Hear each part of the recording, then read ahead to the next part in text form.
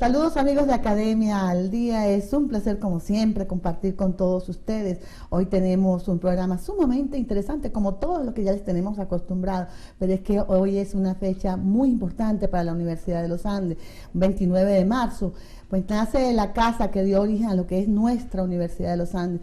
Son 227 años, bueno, en ese transitar, en ese ser y hacer, y para ello vamos a estar compartiendo con nuestra vicerrectora académica, la profesora Patricia Rosenbaum Levy, y dos ilustrísimos investigadores de nuestra universidad.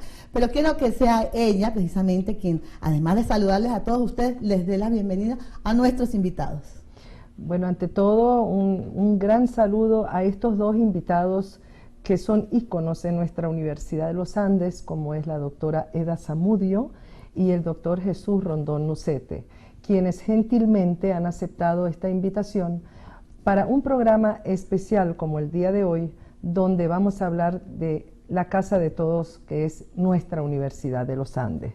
Muy bienvenida, doctora Eda, doctor Rondón Nucete.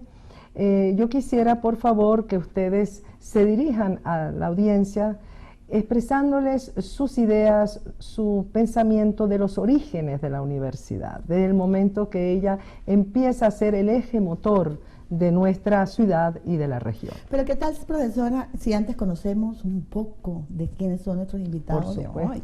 Bueno, vamos a hablar de la doctora, y eso en una pequeña síntesis, porque si nos ponemos a hablar de todo el currículo de ella, pues se nos va todo el programa.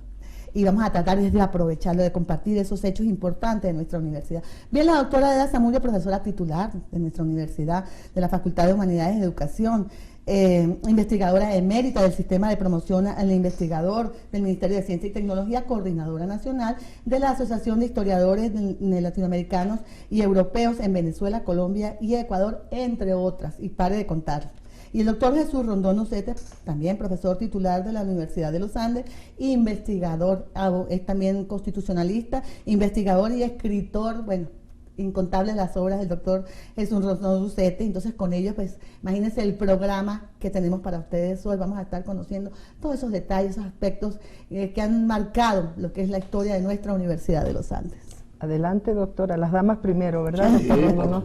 Ah, bueno. Bueno, para mí es una satisfacción cada vez que tengo que hablar de nuestra universidad, porque realmente Mérida no se entiende y no es Mérida, sino con su Universidad de los Andes. Y Mérida siempre ha tenido, desde casi sus orígenes, un antecedente, ha sido apegada al papel ese fundamental de la educación.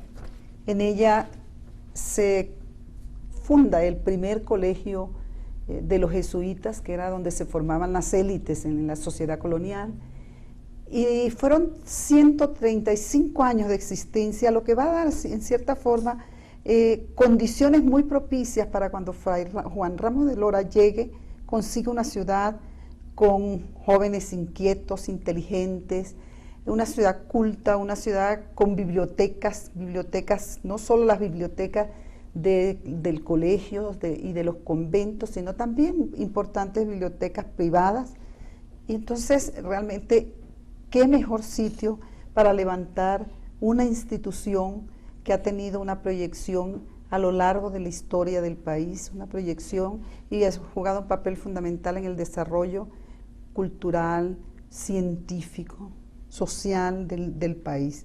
Entonces, bueno, llega Fray Juan Ramos de Lora e inicia la casa de estudios, que obviamente, si uno ve el desarrollo y la documentación de la época, uno ve la visión que tuvo Fray Ramos de Lora. Desde la época de él se habló de estudios generales, que los estudios generales estaban vinculados precisamente a la vida universitaria, al quehacer universitario.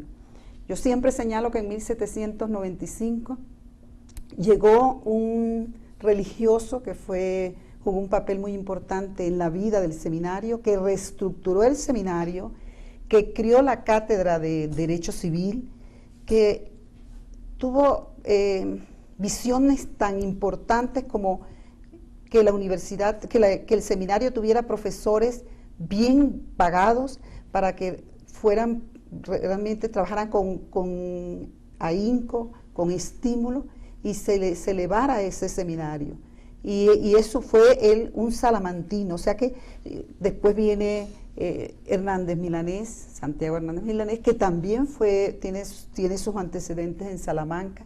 Entonces estamos muy vinculadas a la vida de la universidad, a sus orígenes, a todo, desde que Mérida prácticamente surge como ciudad, a un quehacer educativo, que se concreta con el colegio.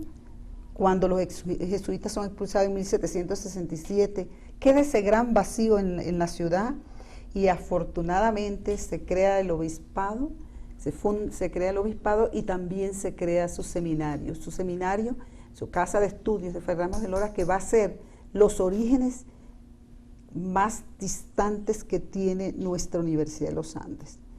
Yo quiero aprovechar para señalar que siempre he dicho esto y lo afirmo siempre, y esto está también en los decretos donde se le reconoce al seminario como el origen de la universidad, donde están los orígenes, las bases de lo que es la universidad. Yo siempre digo también que no hubiera habido universidad si no hubiéramos tenido seminario. Entonces... Sí, sin duda que es una interesante introducción a lo que es la génesis de nuestra universidad, ¿no? Pero vamos a escuchar ahora también, ¿verdad?, al doctor Jesús Rondón Ucete. Mire, ya creo que la profesora Eda Zamudio pues nos lo explicó muy sencillamente, casi muy sobriamente. Pero es que cuando Ramos de Lora llega aquí a Mérida, lo que ocurre en 1785, él mismo lo dice, ¿verdad? Él mismo lo dice, cuando Ramos de Lora llega aquí, apenas unos días después de llegar a Mérida, pero apenas unos días, casi que no se ha terminado de bajar de la mula, cuando dicta, ¿verdad?, los estatutos de la Casa de Educación, el 29 de marzo. 29 de marzo de 1785. ¿Por qué? Porque cuando llega a Mérida, lo primero que hacen los vecinos de la ciudad, y esto es muy importante, es irle a pedir al obispo que cree una casa de educación. Vean. ¿Por qué? Por lo que dijo la profesora Zamudio. Resulta que aquí en 1628 se había creado el primer colegio formal de Venezuela. Creo que es de Venezuela. Sí, es así. No sé si en alguna otra parte se creó algún colegio y después no funcionó, o funcionó por algún tiempo. En alguna otra provincia venezolana no tengo yo conocimiento, pero el primer colegio formal creado fue en Mérida en 1628, y los merideños se acostumbraron en consecuencia a tener un sitio en donde formarse. Y justamente los egresados de ese colegio iban a Bogotá. Y algunos de nuestros hombres más ilustres en la colonia y en la independencia estudiaron allí y fueron después a Bogotá. Pero en 1767 ese colegio desaparece. ¿Por qué? Porque el rey Carlos III expulsa de sus dominios a los jesuitas y en consecuencia el colegio queda cerrado. Entonces, de 1767 a 1785 no hay donde estudiar. De manera que cuando llega el obispo, lo primero que hacen los patricios, llamémoslo así para darles algún nombre, la oligarquía. Aquí hay dos patricias. Ah, bueno, aquí hay dos patricias. Y patricias no solo de nombre. Bueno, lo primero que hacen aquellos hombres distinguidos de la ciudad es irle a pedir al obispo que cree una casa en donde sus hijos se puedan educar. Y en ese momento, perdone usted, doctor Rondón Ucete, ¿qué carreras se empiezan a gestar? Ajá, entonces, por supuesto que Ramos de Lora crea una casa de educación que solamente se va a concretar realmente, a erigir propiamente 5 años después, en 1790, poquito antes de morir Ramos de Lora, el 8 de noviembre del año 90. Pero entre el 85 y el 90 comienza a funcionar. En 1786 ya hay una cátedra de gramática. Fíjate, una cátedra de gramática. Entonces ya los muchachos comienzan a estudiar, porque Ramos de Lora tenía que darle satisfacción a sus, digamos, a sus fieles, a sus feligreses, y efectivamente le da esa satisfacción, ¿verdad? Y luego esa casa se desarrolla, y es el seminario de San Buenaventura, ¿verdad? Es el seminario de San Buenaventura la primera gran empresa educativa nuestra, porque llega a ser una casa de educación sumamente importante, gracias también al esfuerzo de Hipólito Elías González, a quien la profesora se refirió sin mencionarlo, un hombre que llega aquí, un salamantino, y que luego se vincula con los merideños por otra razón, porque Hipólito Elías González es tío de Vicente Campo Elías, viene con él. Sí. Campo Elías llega a Mérida con su tío, y que Campo Elías va a tener una enorme importancia en la época de la independencia, porque además se casa con la hija mayor del hombre más importante de la ciudad, que es Antonio Ignacio Rodríguez Picón.